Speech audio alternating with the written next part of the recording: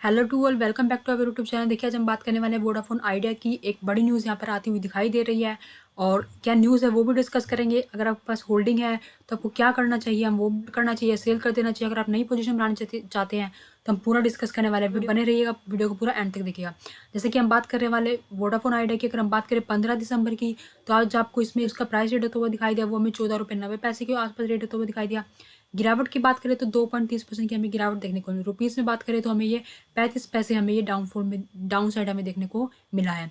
तो देखिए चलते हैं न्यूज़ पर, हमें क्या न्यूज़ आती हुई दिखाई दे रही है वो डिस्कस कर लेते हैं। जैसे कि न्यूज़ आप लोगों के सामने है। देखिए जैसे कि आप जानते हैं कि वोडाफोन आइडिया, इसके ऊपर काफ़ी डेप्थ है, इसने काफ़ी बैंकों से लोन लिया हुआ है और उसी में से एक बैंक की बात करें तो IDFC फर्स्ट बैंक है जिसने आइडिया को लोन दिया हुआ है। ठीक है जी।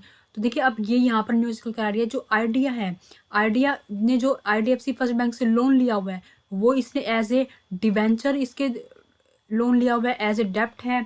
और जो लोन लिया हुआ है वो उसमें से 1500 करोड़ रुपए, जो 1500 करोड़ रुपए IDFC फर्स्ट बैंक को पे करने वाला है। जी हाँ, तो ये काफ़ी बेहतरीन बड़ी न्यूज़ यहाँ पर आती हुई दिखाई दे रही है। तो देखिए पूरा आर्टिकल पढ़ने की कोशिश करते हैं।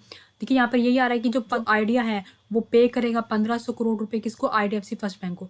और साथ में जो इसका इंटरेस्ट बन रहा है 110 करोड़ रुपए का इंटरेस्ट बन रहा है, वो भी IDFC फर्स्ट बैंक को पे करने वाला है। तो अगर मोटा मोटा कहें तो इनका जो 1500 करोड़ रुपए का तो इनके जो अमाउंट है लोन की एज ए डेप्ट है वो पे करेगा, और जो 110 करोड़ रुपए जो इसका इंटरेस्ट बन रहा है वो भी यहाँ पर पे करने वाला है। तो मोटा मोटा अगर हम कहें तो यहाँ पर आइडिया IDFC फर्स्ट बैंक को 1610 करोड़ रुपए पे करने वाला है। ठीक है जी। तो देखिए डेफिनेटली IDFC फर्स्ट बैंक के लिए ये काफ़ी बड़ी राहत की न्यूज़ हमें यहाँ पर आती हुई दिखाई दे रही है कि जो IDFC फर्स्ट बैंक का जो ड्यू था, लोन था, जो डेप्ट था, वो अब उनको रिकवर होगा। तो IDFC फर्स्ट बैंक के लिए डेफिनेटली ये पॉजिटिव न्यूज़ है। और वहीं पर अगर हम बात करें आइडिया के लिए, तो देखिए आइडिया के लिए भी ये एक पॉजिटिव न्यूज़ है। ऐसा नहीं है कि ये आइडिया के लिए नेगेटिव न्यूज़ है, जी नहीं, ये आइडिया के लिए भी एक पॉजिटिव न्यूज़ हमें यहाँ पर आती हुई दिखाई दे रही है।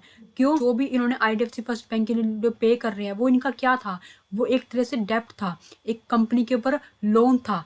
अब जब जब भी कोई कंपनी अपने लोन को पे करती है, अपने डेप्ट को कम करती है, रिड्यूस करती है, तो वो कंपनी के लिए पॉजिटिव पॉइंट होता है कि वो अपने डेप्ट कम कर रही है, वो पॉजिटिव नोट्स में जाती हुई दिखाई दे रही है। तो वहीं पर ऐसे ही आइडिया के डेप्ट कम होंगे। जब आइडिया के डेप्ट कम होंगे तो long term purpose definitely company हमें बेहतरीन अपने आप में सुधार करती हुई दिखाई दे रही है। तो वही हमें यहाँ पर होता हुआ दिखाई दे रहा है।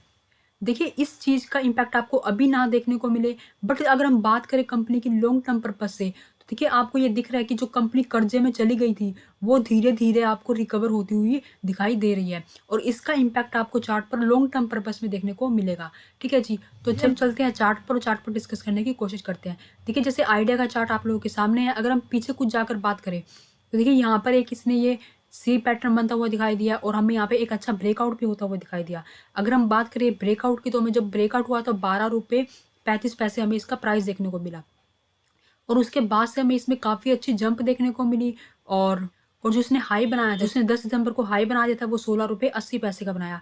देखिए जब भी कोई शेयर इतना भाग गया है, और आप ये बात भी जानते हैं कि जो आइडिया है वो फ्यूचर एंड ऑप्शन सेगमेंट में भी काम करता है, यानी कि इसमें फ्यूचर में भी ट्रेडिंग होती है और इसमें ऑप्शन में भी ट्रेडिंग होती है।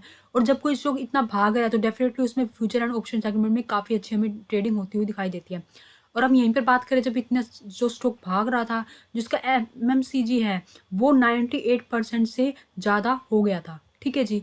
और जब कोई स्टॉक 98% से ज़्यादा का भाग चुका होता है, जब उसका फ्यूचर एंड ऑप्शन MNCG 98% से ज़्यादा भाग जाता है, तो उस पर क्या होता है, उसके फ्यूचर एंड ऑप्शन पर क्या लग जाता है, बैन लग जाता है।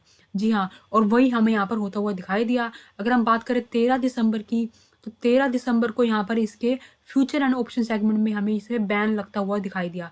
और जब कोई स्टॉक बैन लग जाता है तो इसमें ऑप्शन की हम ट्रेडिंग नहीं कर पाते हैं, और जब हम किसी स्टॉक में ऑप्शन ट्रेडिंग नहीं करते तो उसमें ट्रेडिंग कम होती है, जिसकी वजह से हमें उसमें गिरावट देखने को मिलती है, और वही यहाँ पर होता हुआ दिखाई दिया है हमें। ठीक है जी।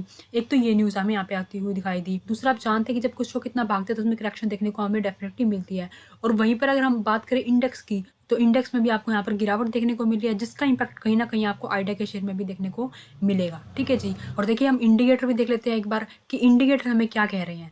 जैसे कि आप देख पा रहे हैं इंडिकेटर आप लोगों के सामने है। और देखिए इंडिकेटर में अगर हम बात करें MACD की, तो MACD हमें कितनी ज़्यादा भागती हुई दिखाई दे रही है, और देखिए जब भी कोई स्टॉक इतना भाग जाता है तो डेफिनेटली उसमें रिवर्सल जरूर आता है, और हमें आने वाले समय में एक तो डेफिनेटली हमें इसमें एक बेरिश क्रॉसओवर डेफिनेटली होता हुआ दिखाई दे सकता है। ठीक है जी, और उसके साथ साथ हमें ये इस स्टॉक में भी थोड़ी गिरावट देखने को मिल सकती है। ठीक है जी, तो देखिए डेफिनेटली आपको इसमें कल गिरावट भी देखने को मिल सकती है। अगर आप इसमें नई पोजीशन बनाना चाहते हैं तो मेरे अकॉर्डिंग आपको अभी इसमें वेट करना चाहिए। ठीक है जी, क्योंकि अभी ये काफ़ी ऊपर जा चुका है और इंडिकेटर भी हमें यही कहते हुए दिखाई दे रहा है कि आपको इसमें वेट करना चाहिए, इसमें हमें थोड़ी सी और गिरावट देखने को मिल सकती है। अगर हम बात करें गिरावट हमें कहाँ तक देखने को मिल सकती है, तो हमें यहाँ पर ये 14 रुपये तक डेफिनेटली हमें ये गिरता हुआ दिखाई दे सकता है। उसके बाद हम बात करें अगर इसे 14 को भी ब्रेक करता है तो डेफिनेटली हमें ये 13 रुपये के आसपास भी आता हुआ दिखाई दे सकता है। ठीक है जी, तो देखिए नई पोजीशन के लिए तो आपको अभी इसमें वेट करना चाहिए। अगर आपके पास अभी होल्डिंग है तो आपको क्या करना चाहिए, देखिए आपकी होल्डिंग के लिए मैं अभी ये कहूँगी कि आपकी किस लेवल की बाइंग है और आपको अपना रिस्क रिवॉर्ड मैनेज कैसे करना है, वो सब देखकर आपको डिसाइड करना होगा कि आप इसको होल्ड करना चाहते हैं या अगर आप प्रॉफिट में हैं तो आप प्रॉफिट बुक करके यहाँ पे अभी निकलना चाहते हैं। ठीक है जी, क्योंकि रिस्क रिवॉर्ड देखिए आपका है, प्रॉफिट आप कितना लेते हैं वो मुझसे बेहतरीन आप जानते हैं, तो डिसीजन डेफिनेटली आपका ही होना चाहिए। तो वहीं पर हम एक बार IDFC फर्स्ट बैंक को भी देख लेते हैं, क्योंकि एक न्यूज़ IDFC फर्स्ट बैंक से भी रिलेटेड ही है ये। जैसे कि आप देख पा रहे हैं IDFC फर्स्ट बैंक का चार्ट है, काफ़ी गिरावट हमें इसमें देखने को मिली, इसने एक रिवर्सल दिया, फिर हमें गिरावट देखने को मिली, फिर रिवर्सल होता हुआ दिखाई दिया, और जहाँ पर ये कहीं तो एक रेजिस्टेंस की तरह काम कर रहा था और उस रेजिस्टेंस से साफ हमें यहाँ पर एक रिजेक्शन आती हुई दिखाई दे रही है। तो मेरे अकॉर्डिंग इसमें कल भी आपको गिरावट देखने को मिल सकती है। अगर हम बात करें अगर ये इसको अपने आज के लो को ब्रेक करता है यानी कि 50 रुपये को कल ब्रेक करता है तो डेफिनेटली आपको आने वाले समय में यानी कि कल की बात करें तो 49 के आसपास भी देखने को मिल सकता है, और उसके बाद बात करें तो आपको ये 48 भी आता हुआ दिखाई दे सकता है। तो डेफिनेटली आपको इसमें कल भी गिरावट देखने को मिल सकती है। तो आई होप कि आपको वीडियो पसंद आई होगी। वीडियो पसंद आई तो वीडियो को लाइक करना बिल्कुल मत भूलिएगा, और चैनल और लेटेस्ट अपडेट पाने के लिए चैनल को अभी सब्सक्राइब कर डालेगा। मिलते हैं नेक्स्ट वीडियो में। Thank you for watching this video.